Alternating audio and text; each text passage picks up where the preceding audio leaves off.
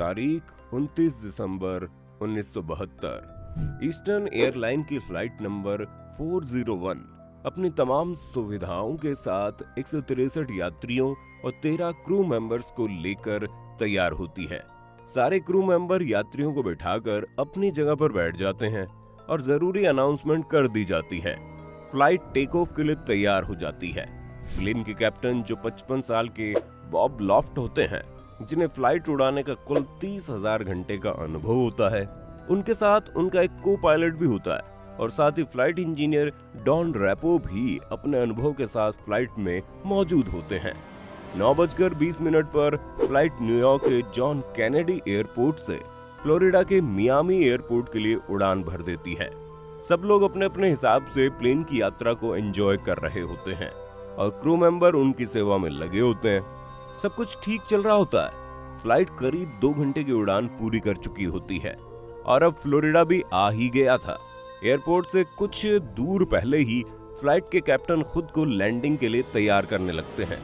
Flight में landing के लिए जरूरी अनाउंसमेंट होने लगती है, लेकिन किसे पता था कि ये अनाउंसमेंट कभी रियलिटी तक नहीं पहुंच पाएगी। खैर, अब फ्लाइट एयरपोर्ट के पास पहुंच चुकी थी। सबके चेहरे पर मंजिल पर पहुंचने की खुशी दिख रही थी। तभी लैंडिंग के लिए को पायलट ने लैंडिंग गियर को खोलने के लिए लीवर को नीचे की तरफ दबाया। बता दें कि इसी लीवर की मदद से ही लैंडिंग गियर को खोला या बंद किया जाता है। और जब लैंडिंग गियर खुलता है तो सामने की स्क्रीन पर एक ग्रीन इंडिकेटर जलने लगता है। को पायलट ने लीवर को नीचे तो कर दिया, लेकिन सामने उसने जो देखा वो डरावना था। उसने देखा कि सामने के इंडिकेटर वाली ग्रीन लाइट जल ही नहीं रही है। उसने इस बात की जानकारी तुरंत अपने कैप्टन को दी। कैप्टन बॉब लॉफ्ट ने जब ये देखा तो उनके भी होश उड़ गए, क्योंकि इस इंडिकेटर के न जलने का मतलब है कि आगे का लैंडिंग गियर अभी ओपन नहीं हुआ है। इसके बाद बॉब ने खुद अपने हाथों से लीवर को फिर से ऊपर नीचे किया, लेकिन लाइट तब भी ऑन नहीं हुई। इसकी जानकारी उन्होंने तुरंत एयरपोर्ट के कंट्रोल यूनिट को दी। जहाज तब तक नीचे आना शुरू हो गया था, इसलिए उसे कुछ ही मिनट्स में लैंड भी करना था। लेकिन जब एयरपोर्ट यूनिट को इस बात का पता लगा तो उन्होंने कैप्टन से कहा, जहाज को तुरंत 2000 फीट की ऊंचाई पर ले जाइए और उसे ऑटो पायलट मोड पर डालकर खुद चेक कीजिए कि आगे की लैंडिंग गियर्स के साथ हुआ क्या है। जैसे कंट्रोल यूनिट की सलाह थी, डरे हुए कैप्टन ने वैसा ही किया। जहाज को 2000 फीट की ऊंचाई पर ले जाकर उसने उसे ऑटो पायलट मोड में डाल दिया। इसके बाद जहाज के इंजीनियर साहब कैबिन में पहुंचते हैं और इंडिकेटर को देखते हैं। उन्हें लगता है शायद इंडिकेटर ही खराब हो गया है, इसीलिए उन्होंने पूरा इंडिकेटर खोल के चेक किया, लेकिन वो बिल्कुल सही था। इसके बाद उन्होंने प्लेन का वो बटन दबाया जिसे दबाने पर प्लेन में लगी हुई हर लाइट ऑन होकर ही बताती है कि सब कुछ सही से काम कर रहा है, लेकिन इस बार भी वो ग्रीन लाइट नहीं जली। इसके बाद प्लेन के कैप्टन ने इंजीनियर साहब को प्लेन के सबसे बॉटम कैबिन में जाकर वहां से आगे की लैंडिंग गियर को देखने के लिए कहा। इंजीनियर तुरंत प्लेन के बॉटम कैबिन में पहुंच चुके थे। इधर 10 मिनट का समय बीत चुका था और प्लेन ऑटो पायलट मोड में था। साथ ही वो धीरे धीरे नीचे भी आने लगा था, जिसका होश किसी को नहीं था। इधर इंजीनियर ने जो देखा वो असल में मौत थी। उन्होंने देखा पीछे के लैंडिंग गियर्स तो खुल गए हैं, लेकिन आगे का लैंडिंग गियर अभी भी बंद है, जिसके बिना लैंडिंग पॉसिबल ही नहीं है। तभी अचानक प्लेन और नीचे होने के कारण आउट ऑफ कंट्रोल होने लगा और उसमें बैठे यात्री परेशान होने लगे। सारे क्रू मेंबर उन्हें शांत करने में लगे थे। प्लेन करीब 1000 फीट की ऊंचाई पर आ गया था, जिसे देखकर कैप्टन को लगा ये और नीचे गया तो कहीं टकरा जाएगा।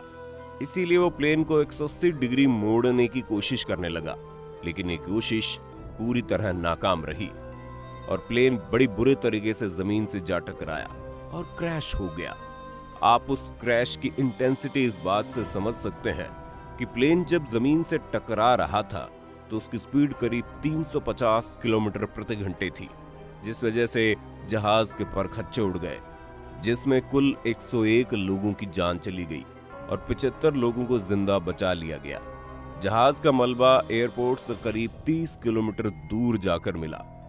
अब आपको लग रहा होगा कि इसमें भूत तो आया ही नहीं। तो दोस्तों, अभी ये कहानी खत्म नहीं हुई है, बल्कि एक तरीके से यहीं से तो शुरू होती है।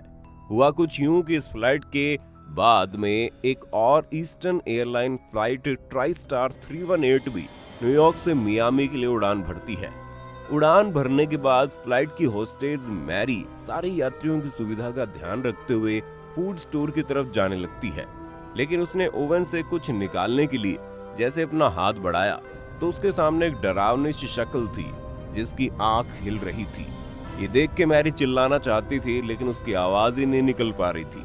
उसे लगा ये उसका वहम है, लेकिन जैसे उसने अपना हाथ दोबारा ओवन की तरफ बढ़ाया, वो चेहरा फिर से सामने आ गया और अपने होठ हिलाकर कुछ कहने की कोशिश करने लगा। मैरी तुरंत डर के वहां से भाग गई और जाकर उसने फ्लाइट इंजीनियर से सारी बातें कही। इंजीनियर को तो पहले ये बात मजाक लगी, लेकिन जब वो मैरी के साथ फूड स्टोर तक गया तो उसने भी वहां वही देखा जो मैरी बोल रही थी, एक डरावना चेहरा जो कुछ कहने की कोशिश कर रहा था। इस बार उस चेहरे से आवाज आ रही थी और वो ये चेतावनी दे रहा था कि कुछ ही देर में इस फ्लाइट में आग लग जाएगी। इतना कहते ही वो चेहरा वहां से गायब हो गया। मैरी को कुछ समझ में नहीं आ रहा था, लेकिन इंजीनियर ने उस चेहरे को पहचान लिया। जी हाँ, वो चेहरा था फ्लाइट 401 में मारे गए फ्लाइट इंजीनियर डॉन रेपो का। जब मैरी और फ्लाइट इंजीनियर ने बात बाकी क्रू मेंबर्स को बताई तो उन्हें इनकी बातें बकवास लगी और वो हंसने लगे। लेकिन उसके तुरंत बाद फ्लाइट के कैप्टन को लगा इंजन ठीक से काम नहीं कर रहा है, इसलिए वो फ्लाइट को मैक्सिको से मोड़ के वापस न्यूयॉर्क की तरफ ले गया, जहां फ्लाइट लैंड करवाने के लिए सभी पैसेंजर्स को एयरपोर्ट पर वेट करने के लिए कहा गया। इसके बाद इंजन को रिपेयर किया जाता है और उसके बाद उसे चेक करने के लिए फ्लाइट को बिना पैसेंजर के उड़ाया जाता है। लेकिन इस जहाज ने जैसे ही उड़ान भरी, वैसे उसके लेफ्ट साइड के इंजन में आग लग गई, जिसे देख लोगों के होश उड़ गए। मैरी और फ्लाइट इंजीनियर को सिर्फ डॉन रेपो की बातें याद आ रही थी और उसके बाद सारे क्रू मेंबर्स को भी यकीन हो गया कि मैरी जो कह रही थी वो सही था, और अगर वो इस फ्लाइट में बैठे रहते तो आज सारे पैसेंजर और क्रू मेंबर मारे जाते। इसके बाद इस फ्लाइट को द घोस्ट फ्लाइट 401 के नाम से जाना जाने लगा।